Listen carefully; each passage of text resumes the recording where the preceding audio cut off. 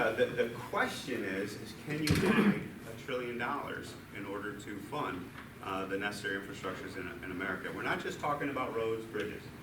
We're talking about 1%. What's that? Found it for the top 1%.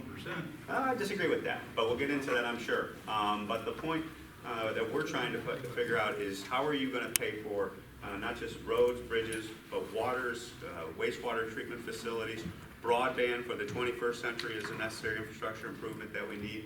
Our electric grid and our utilities need some investment because they're getting antiquated and they're starting to show their age, and we need to make that investment.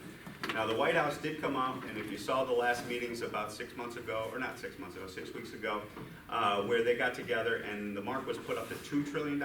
I will just be perfectly honest with you and just say $2 trillion worth of infrastructure money. I don't know how we're going to get there. $1 trillion is going to be the number that I think is more realistic, and it's going to be a combination of three different things. It's going to be some financing, so bonding, so making America, rebuild America is kind of the name they're throwing around as the bonding situation for it. It's going to be creative in regards to revenue sources that are still a user fee, but I don't support a gas tax increase at the pump. I think that's a highly regressive tax, and that's the primary tax that is used in order to fund a lot of the highway money today. But some creative new revenue things like even spectrum sales or leases.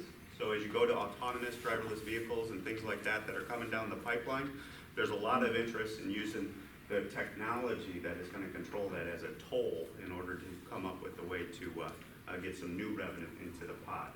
The other thing is how to maximize these public-private partnerships.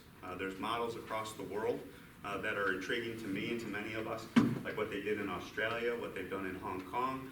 They've taken underutilized infrastructure projects and programs and facilities like a harbor and things like that, and you can do public-private partnerships where private money will come in and partner with the public money to leverage the dollars much farther. So keep an eye on those three buckets as areas of how to come up with $1 trillion, but it's going to be difficult. And given the nature of where we are in the political season, a lot of folks are saying that it's not going to happen because we're getting into the 2020 presidential elections.